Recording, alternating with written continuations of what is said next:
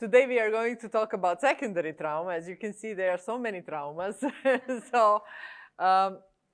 And secondary trauma, it's very interesting. It's very, I said it's interesting because it has two dimensions. In one hand, compassion, it's great. In other hand, it has the price. Praise be to the God and Father and our Jesus Christ, the Father of compassion and the God of all comfort, who comforts us in all our troubles, so that we can comfort those in any troubles with the comfort we ourselves receive from God. So it means dimension that we go, as I talked first day, we cannot give what we don't have. So the line goes like that: I receive and I give. And I do that every day. I receive and I give. I receive and I give. And please remember that. Don't go give, give, give, give, because very soon you will have nothing to give. So make sure that you do both ways. So that protects you and that helps you, and it helps those that you are serving. When we talk about secondary trauma, actually, secondary trauma refers to the emotional and physical distress experienced by individuals who are exposed to traumatic experience of others. As a caregivers, like it or not, you're exposed to, different traumas of others. Jelena, can I use you for a second? As you can see, I'm a teacher that likes to show things, so it spares the time of too much talking. If this is my client, and my client brings her own traumas, pain that usually we know, it doesn't sit only here, intrusive thoughts are here, it sits in her body, and for some reason, maybe when I'm in heaven I will ask God why, He made us human, it's an unborn thing that we feel each other. So Jelena can talk, oh, I'm so happy, everything is fine. But if I feel here something else, it will be hard for me to believe her. So it means that traumas that Jelena has becomes my trauma. So that's secondary traumatization. If I witness Jelena being burned or in accident, automatically, by my eyes connecting with her trauma, I become traumatized. Believe me, I checked. It happens. So I can have the symptoms. For example, Jelena develops slowly. First, imagine car accident. She develops shock. Shock is here. The brain is frozen. Freeze element.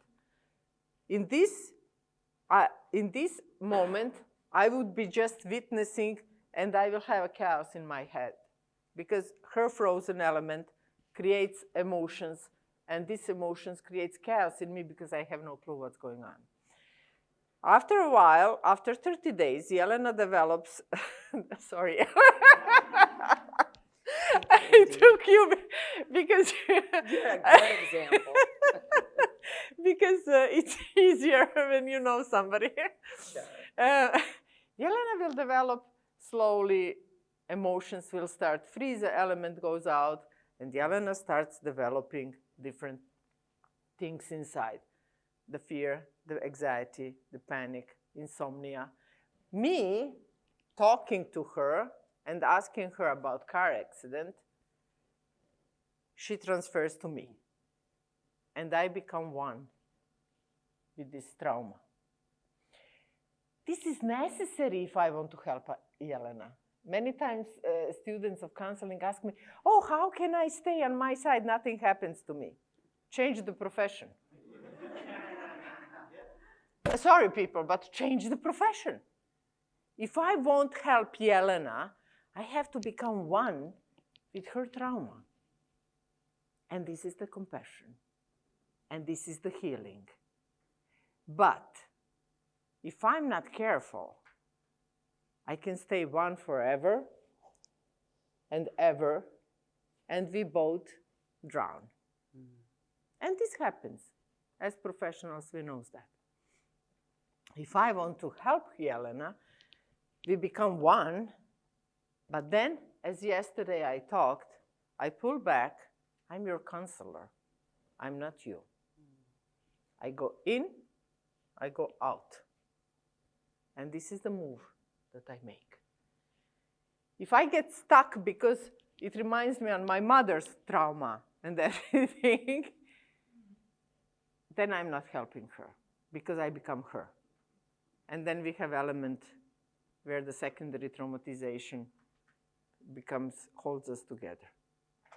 Okay, thank you. Do you understand how it functions? It's very interesting element. The problem that we have in our society, in our churches, is that most of the pastors get stuck forever and ever. And do you know what is interesting? They believe that they are doing a good thing.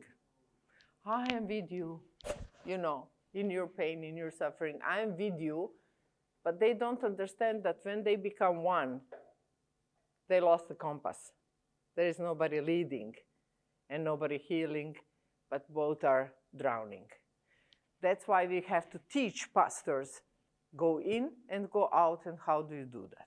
We need empathy, we need compassion, we need all of that. Sympathy, it's a normal reaction. But the problem is not that we have compassion. The problem is not that I feel Jelena's trauma.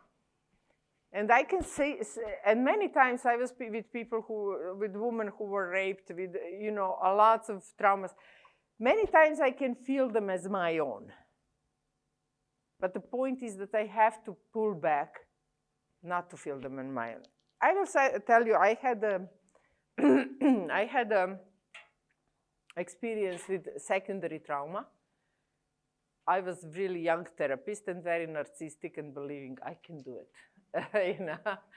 So what happened to me? It was right after the war, and we had lots of refugees, and we had a woman group who were in camps, captured, and they were raped, daughters and mothers together, and I wanted to help.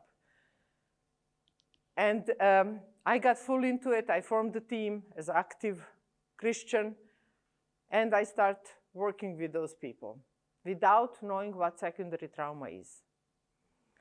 So every day I would sit with those people, listening to them, providing support. After a while, I would recognize that I start having trouble connecting with other people. I was at one conference with a colleague of mine who works with war veterans, and we had a great fight. I said, your soldier did to my woman. I already used, how do you know that you are in secondary trauma? You lose me and you. I didn't even realize that I talk us, my woman group. After a while, and even two of us studied together, we love each other. And you know, and then he would accuse, nobody understands my soldiers. Nobody understands what they went through. And that fight went through the evening, and other colleague of us looked at us, of course, he already started drinking, and I was with a glass of wine, you know. And she looked at us, and we come to this conference regularly, and we always said, what is wrong with both of you? And we couldn't see. I started having a trouble sleeping. I catched myself seeing a soldier in uniform in the bus and having a panic attack. I had to get out of the bus. I just couldn't say what happens. Then I would have flashbacks. I would wake up in the night with the dreams that I'm raped by the soldier. And I still couldn't connect with, you know, the brain is sometimes so slow. You know, and these symptoms start occurring, that I have anxiety, that I have a hard time waking up, going there, working with women, that I connected with them and we became united family. us and outside world. Suddenly I became part, and we would feel like us and this terrible world outside. My symptoms continue developing, and I would say, I just need a vacation. You know, I need to have 3 days of sleep. If somebody can arrest me and put me in the jail, I would have a good excuse to spend several days just sleeping. I couldn't connect with what's happening. Insomnia got worse, and flashbacks got worse. I would go home. I worked in the refugee camp outside, and usually I would put a worship music, and it will relax me and bring me back. This hour of driving was a good way to detach from everything. This detachment couldn't happen anymore. My brain was processing and processing and processing what I heard. One day, I was at home and standing in front of the stove and cutting some vegetables, and my husband came from work, and usually he hugged me from behind and kissed me like, hi, I'm home. I was full in my thoughts. I had those pictures of soldiers grabbing, all those stories that I heard. And he came and grabbed me from outside, and I grabbed the knife. Automatic reaction. I was triggered. And he was like, you know, whoa, whoa, whoa. Now it's time for you to stop working with those groups. Even as non-professional who could see, he could see what was happening to me, and I couldn't see. I didn't have enough time for supervision. I went to supervision, but I felt even my supervisor is enemy. He doesn't know what my woman went through. He doesn't know what we went through. He doesn't understand, you know. So secondary trauma can be very, very tricky. So I had to pull back, of course, from those groups, because I realized in that moment that because in my head, I had a picture of soldier grabbing me from the back. And that was the story of the woman that I was listening that morning, where the soldier grabbed her from back and took her in jail, where she was raped for 1 year. How did her story become my story? You know?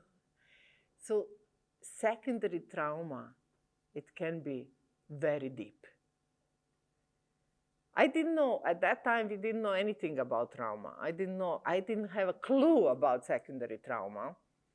So I when my brain cleared up and when I pulled back from my work for several months, I started researching what was happening to me. So I got to Harrisonburg University, to different places, and tried to figure out, to understand what is happening to me. Then I discovered the secondary trauma, and then I was able to help all my team to know exactly and to recognize the symptoms and time and to know what to do in those cases. Because we all suffered and we didn't know. Unfortunately, a colleague of mine who worked with war veterans landed very badly in alcoholism. So it took him a long time. So I had to go to him and explain what is actually happening to him. That this alcoholism, it's not I just have to relax to fall to sleep. That is getting deeper and deeper and deeper, you know, and that he identifies with those war veterans and that they are dragging him in. So I just want you to understand that it looks like everything is fine, but it's not. Secondary trauma and compassion fatigue can be understood in the context of, you know, carrying the other people's burdens. And the Bible is calling us to us. We have to carry for other people. And love your neighbor as yourself. But here we are missing one part that says how to do that without harming ourselves and without harming others. Compassion and empathy. Compassion is the most beautiful thing that God could give us. The capacity, the ability to become one in pain. And God gave his son, and he was one with us here on earth, and he's all the time one with us. This is beautiful. Research showed that it's unborn. think that empathy is an unborn thing. You're born with that. It's part of you. So the Bible teaches the importance of compassion. We want to nurture compassion. And Jesus, is talking a lot about compassion. So we want us to be compassionate. But compassion, as I showed with Jelena, it means, you become me and we become one in pain. And if you want to be a good healer, you have to do that. It's illusion. There are lots of theories. Those psychotherapists who says, oh, no, I'm professionalist, nothing touches me. I can sign to you that those are not healers. If you want to heal, you have to give yourself, as Jesus gave himself to us. You have to have willingness as a counselor to give yourself to your client, to become one, to unite in pain, because it's not a theory of healing. It's not that we are smart, that we know healing. Healing, it's a touch, human touch. The power of healing pain and suffering of others, it's contact. This is what my boy was saying, I was alone, but he needed somebody else. We have lots of theories, lots of diagnosis techniques, this and that, but actually the main point is two people getting together and the counselor who has a healing touch. And if he wants to have a healing touch, must become one with the pain of the person he's working with. This includes recognizing that caring for others, suffering can take one's own well-being. Are we willing for? I think by choosing this profession, we decided to go for that. We decided to really accept the price. And that's why, for me, it's important that we learn how to protect ourselves, how to support ourselves.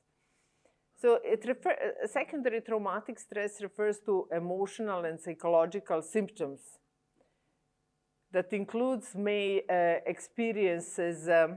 So it means, again, as with transgenerational trauma, I don't have experience, but I have symptoms. Your symptoms become my symptoms.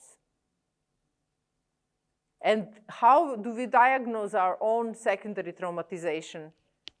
If I was smart at that time, but I was too young and too naive, I thought that it's enough to be psychologist and psychotherapist and the world is yours. You know how to heal people. That was so stupid. I asked myself, how could I be so naive? If I was a little bit more humble, I would be able to recognize the symptoms. But I would just find excuses. And I didn't know anything about secondary trauma. At that time, nobody talked about it. So it helps us understand that we are vulnerable. We are very vulnerable. By researching secondary trauma, I try to research impact. Who and what is impacting me? So you're not going to believe, but even the color on the wall is impacting you. Everything is impacting you. The pictures in the newspaper, news from like death, shooting, maybe not on conscious level, but at some conscious level, it's impacting you, like it or not. The problem is not, that's the normality of life, to be impacted. Do you know when the problem starts? When we are out of balance, when we don't have enough positive and negative impact. We can't avoid negative impact. I can't avoid that some, idiot on the streets cut me off or call the accident and I wait in the line. I can't avoid that. But the point is, do I have enough positive in my life? Do I have, when I land finally in my office, somebody says, oh, good morning, I prepared coffee for you. So, how nice. Do I have both? Can I balance? And as long as we have enough of both, we are balanced, we can manage. But if we have, only positive, it's also not good. Because it doesn't sharpen enough our senses. That's my opinion, Sometimes I say, for people that are too comfortable or too self-centered, I really wish you, some serious crisis. Yes, because it will get you out of your comfort, and you will come to the point, look, this wonder, God created other people too. Wow. Look at that. When we are too comfortable, we forget that fact. And to one of my very controlling clients, I said, I really wish you to break the leg. And to be in bed for 3 weeks, to realize life goes without you very good. And other people have capacities too. So you should be, you need that to realize this. So it's not only positive that makes us good. No, balanced. I went through many crises, and I was very angry at God for that. But when I grew up, I started being thankful. If I didn't have them, I wouldn't be standing today in front of you talking about those things. I would be still living in my comfortable narcissistic idea how smart and good I am. And how God blessed me, but He never teach me lesson. Through the crisis, He teach me so many things. So sometimes we need that balance to grow up out of our comfort zone. So blessing from God doesn't mean comfort and money. It means wisdom. And wisdom you gain through life experiences that can be very painful sometimes. Secondary trauma, it's very similar to PTSD. So you can develop all the symptoms of PTSD: intrusive thoughts, avoidance, emotional distress, hyperarousal, cognitive distress, all kinds of loss of meaning. You suddenly have PTSD. And again, you don't have experience that caused the PTSD. It's caused by experience of others. So compassion fatigue symptoms are a little bit different. The system goes like that. I can have secondary trauma. If I'm lucky to have a primary trauma, then I'm in more danger. And then I go to serve people, and I serve, and I have compassion, and I'm really giving myself to people. And then, after a while, I carry the burdens, but then I carry like this. And every next step, I go more down and down. And then I land on burnout.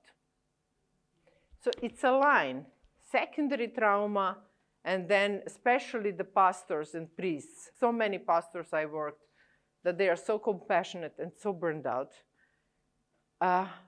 And they are still with the joy carrying the burdens of others. So the point is that we have to recognize that the compassion that we use in our ministry, this burden that we carry, if we don't carry it properly, it will bring us to burnout. It will break us.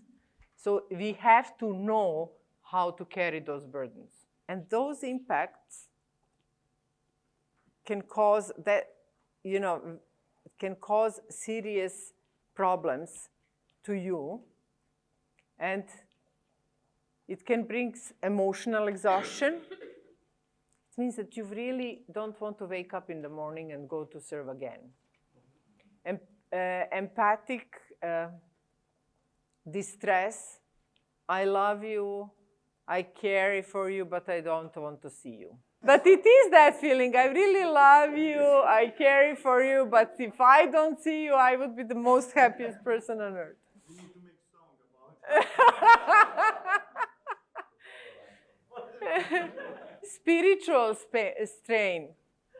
Like, I can't gain anymore. I lose my connection with God out of exhaustion.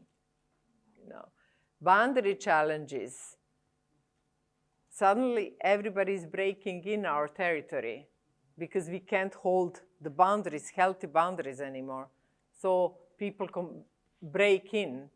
Compassion fatigue.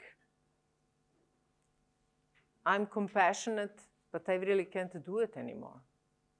I can't help you anymore. Impact on personal relationships. This is what you're talking, redrawing. You know, even from the parties, from the nice things, I'm redrawing. Everything is too much. People are too much. Diminished effectiveness. You don't feel that what you do has any effect. And this is what you're saying, like, I get frustrated. It's not moving from the point A to point B.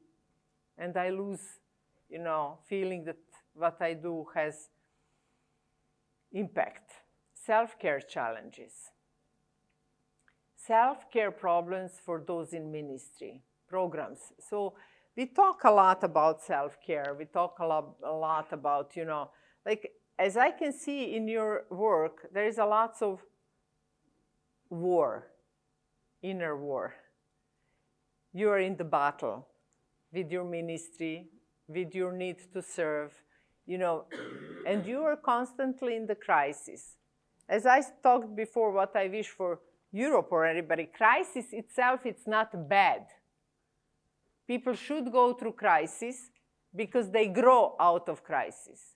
When they don't have things, when they have problems, and I wish that for every nation, and I think my nation didn't learn enough from the crisis, unfortunately.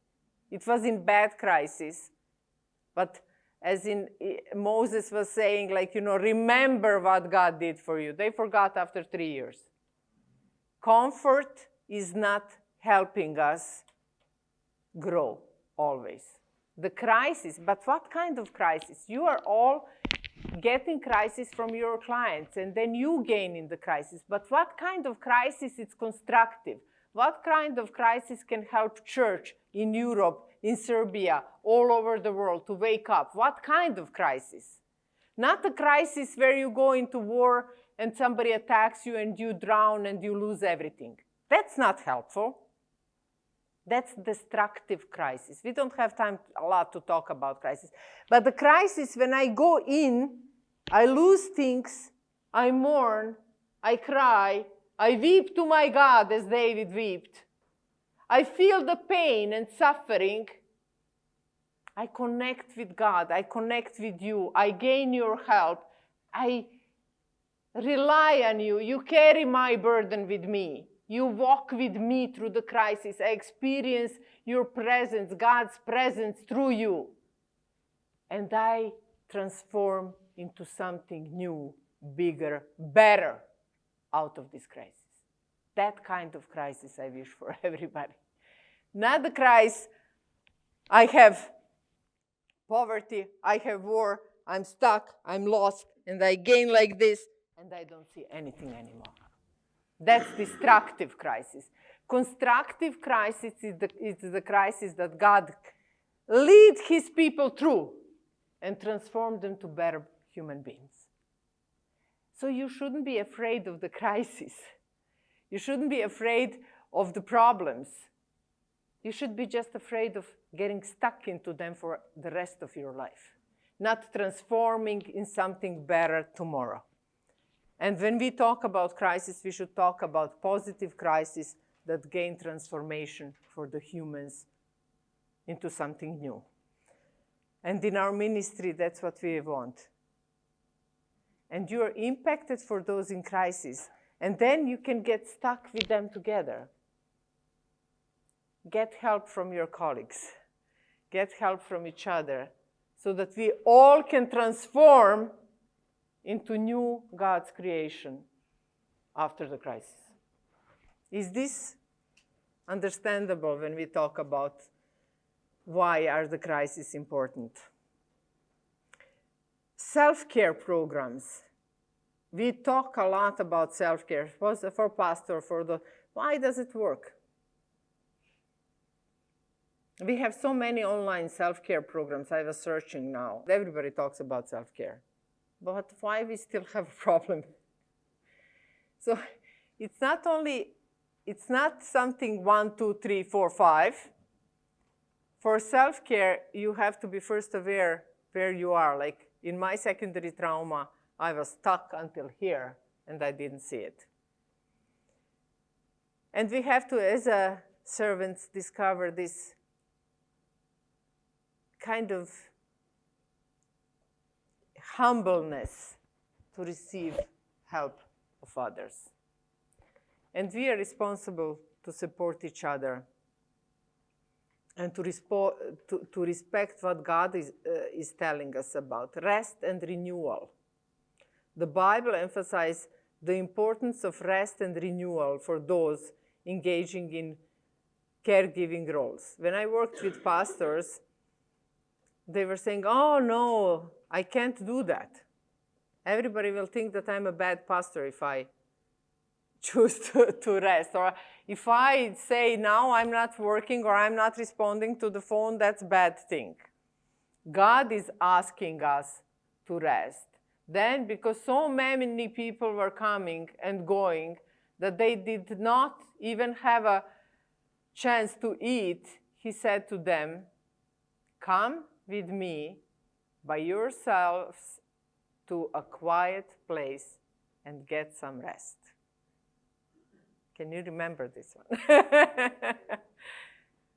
He didn't say, stick there, show how strong you are, continue until you drop dead. He said, it was crowded, it was a lot. Let's go and rest. Seeking support of community. The Bible encourages the individuals to seek support and community during the times of difficulties. And it says, 2 are better than 1 because they have a good return for their labor. I was talking now here to somebody, find someone to talk about. Because when you get things in, they got through your mouth, through your brain, through your inside of you. You have to get them out. To get them out, you have to have somebody to talk to. So, when your brain is going just like a crazy, repeating the same thing, you cannot sleep. It's doing that because the brain is trying to settle all those things that you swallowed. So, by talking about it, you take them out. So supervision or a good brother and sister or somebody, but of course, danger by that is in many churches, we don't trust people will talk around.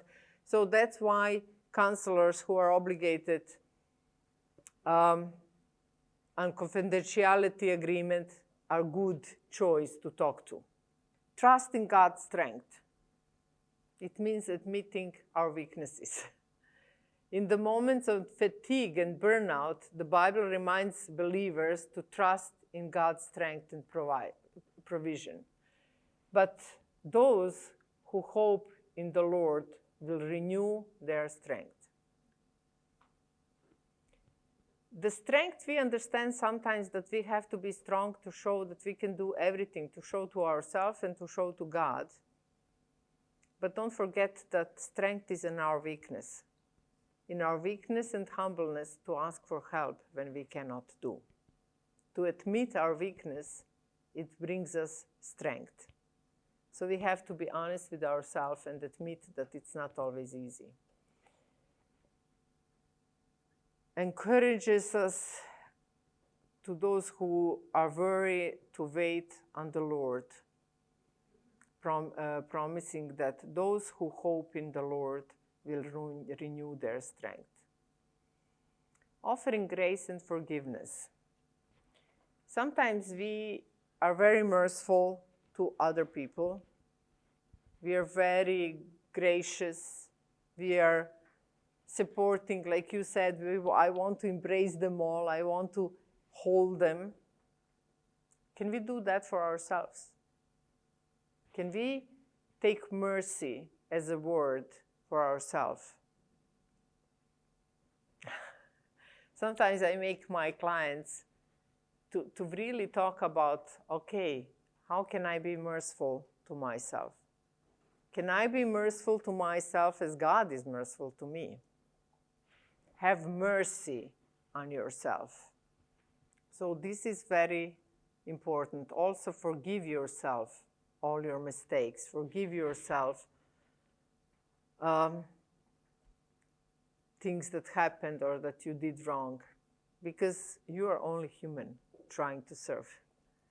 I say trying because I think, at least for myself, I'm trying my entire life. And is that perfect? No. Is that good enough? Yes, for this moment, for this what I know now. If God gave me this brain 30 years ago, I would be so thankful to him. But he didn't. He let me go through many battles and wars in my head, through many mistakes and many frustrations, and I couldn't forgive myself. And then I was angry even and said, if you at least didn't show me, you know, how stupid I was, my life would be easier. But at that time, that was the best thing I could do at that moment. That's the only thing I knew. But then I grew. Now I know this thing, but I have to be merciful with myself and the mistakes I made. Finding purpose and meaning. It's very important to have a purpose in what we do. To have understanding for everything what we do, for the crisis that we are going through. If they don't have a meaning, they create only frustration. We don't see meaning right away. I couldn't see meaning when I was middle in the crisis, when I was middle in the war, when I was middle in the poverty, or when nothing had a meaning at that moment. It was only frustration. But I trust in God. I could see meaning 10 years later. At some places I would ask myself, what am I doing here, God? Why am I here? This is stupid. This is meaningless. Has no point. These people don't even want to listen to me. I'm bringing some new points in the life of the church. What am I, masochist? Why am I here? And I couldn't understand. But then 10 years later, I go to the same place. And then people tell me, oh, you know this, when you challenge us with this thinking or that thing, it brings us a different direction. Do you know theory of minimal change? It goes like this.